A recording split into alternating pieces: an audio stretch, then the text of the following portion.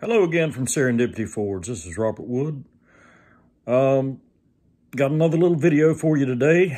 This one may be a little longer than what I've been posting. Anyway, a friend of mine gave me some 52-100 steel in 1-inch round. And while I've forged with round stock before, made a few knives out of round stock before, the 52-100 is a new steel for me. It's a very high carbon steel, along with some other alloy elements in there. I'm not going to get into the metallurgy. I don't want to bore you with that.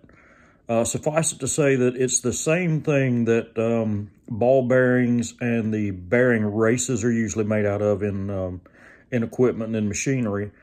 And heat treated properly, that stuff gets hard as woodpecker lips. Now, it has to be forged a little different. I have to do the forging at a little higher heat. And we're going to be using the power hammer and the anvil.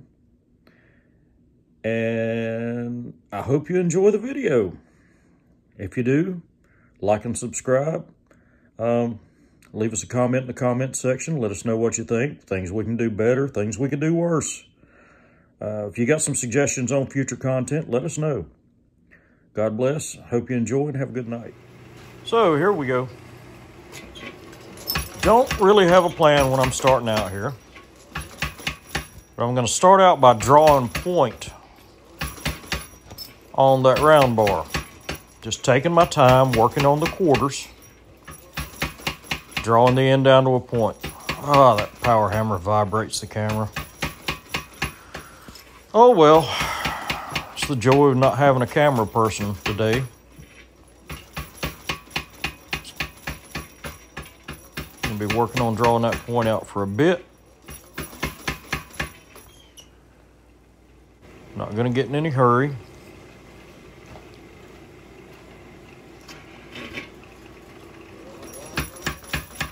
Doesn't ever pay to really get in a hurry forging.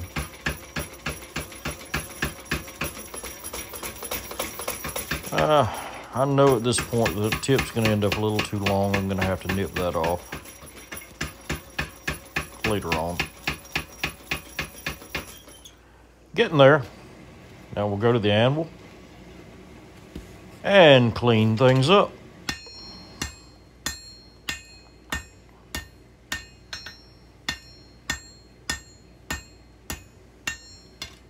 Working it down, making sure everything's flat.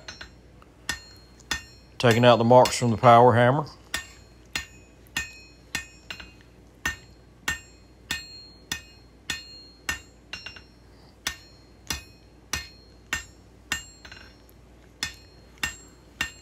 Can't work this steel too cold. Work it too cold and it'll split.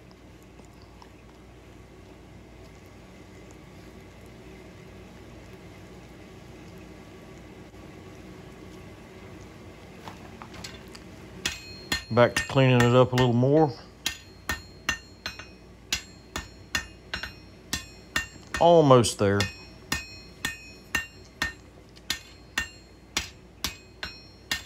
Make sure I get all those power hammer marks out.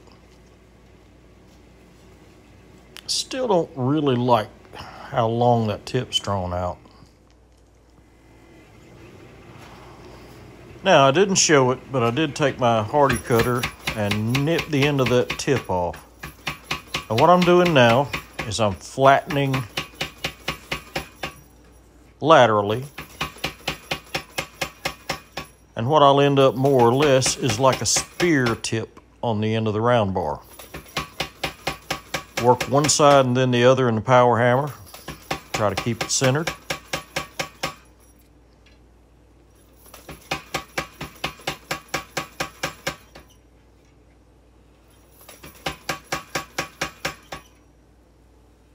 Once again, don't work that steel cold.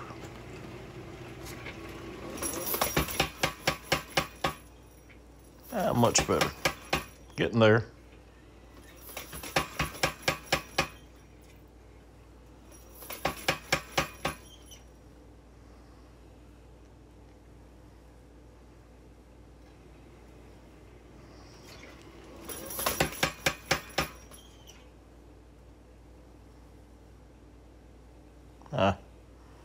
Yeah, that tip's too long.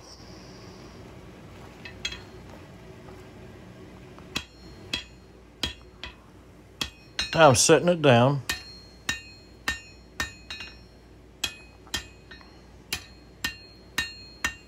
I was hammering from the spine side to drive the blade edge downward.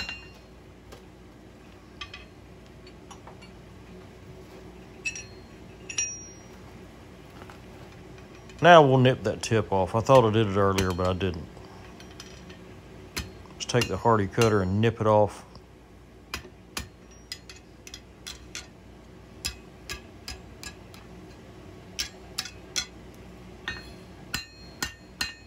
There we go. Get the cutter out of there.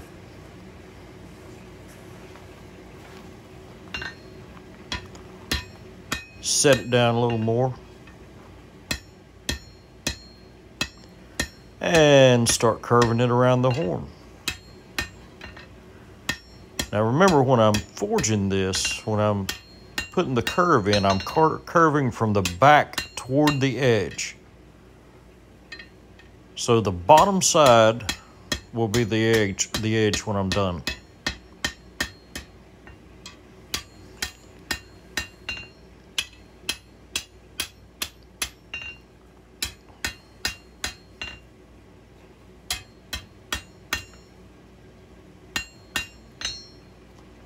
Yeah, not bad.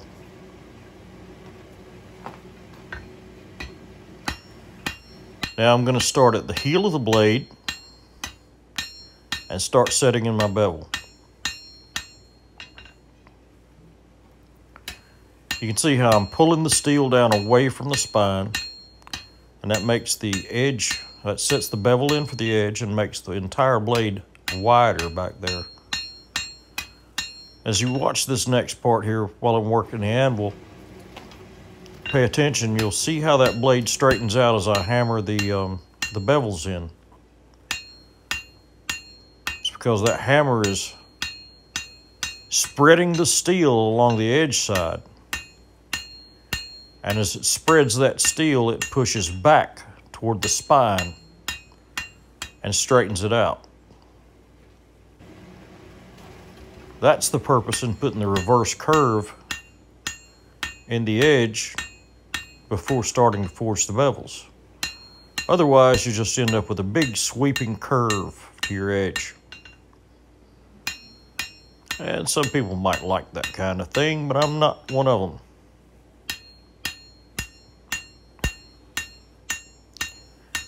Once again, not getting in any hurry. Try to keep it warm.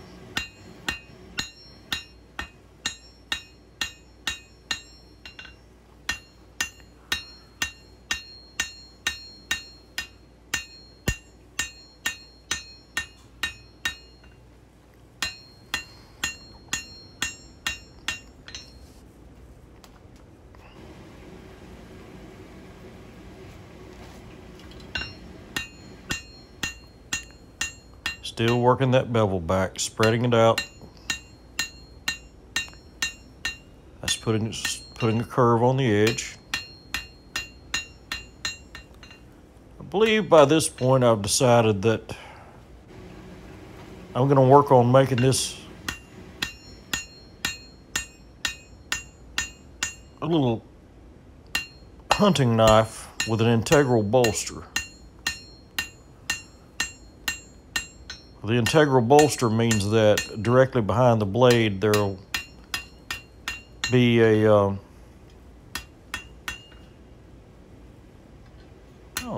there we go. There'll be a section of the round bar that's still almost a full 1 inch round at the heel of the blade. And I'll draw a tang off that to go into a fitted handle. It's a very strong type of blade. Very aggravating to make. But I've about decided to do it at this point. Well, because, well, never used this steel before. If I'm going to mess it up, I might as well mess it up big.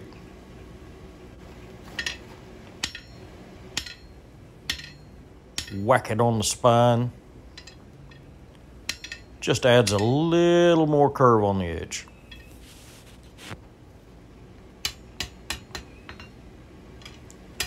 Make sure it's flat, centered in the bar, straight.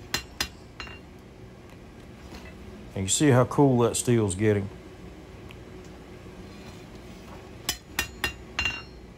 Now those are just light taps, planishing blows.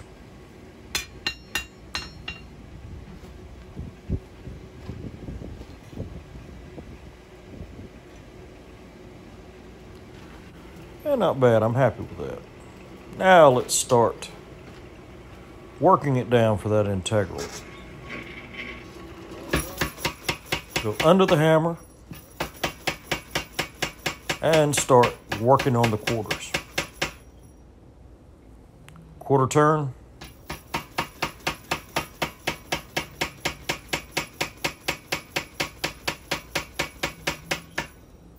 And quarter turn.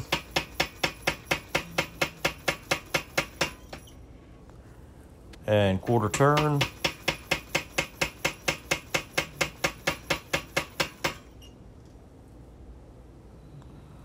And you can sort of see what I'm doing.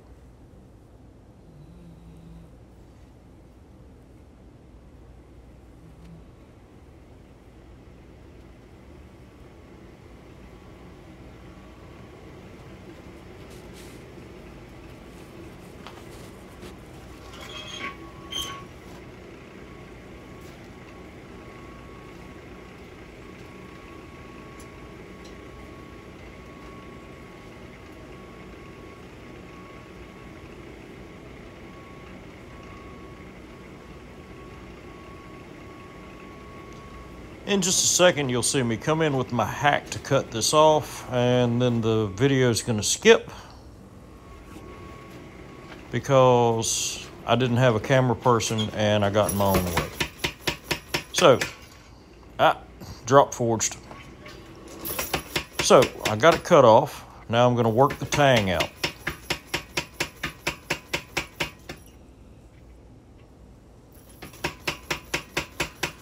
I really should have got a better set of tongs. But, oh well, it's what I had laying around, so it's what I'm using.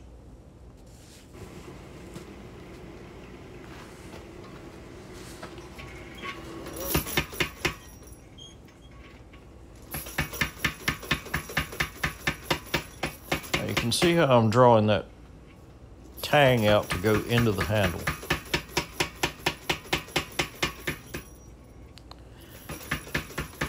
I never try to finish anything on the hammer. I always go back to the anvil. So I'll go so far with this power hammer, and then I'll go back to the anvil and finish it off by hand. And that tang's a little long, so I'm going to end up nipping it off.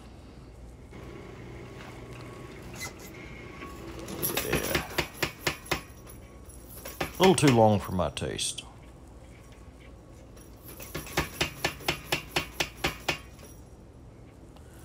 Would have been much better if I'd been smart enough to get the right tongs.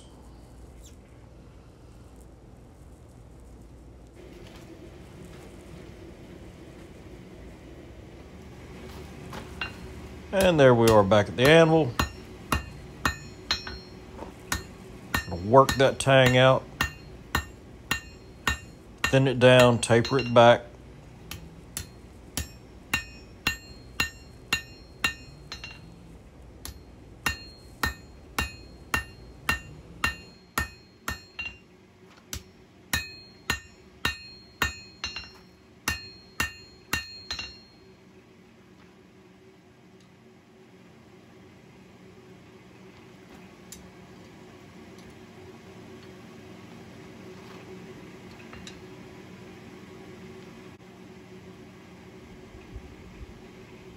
Ready.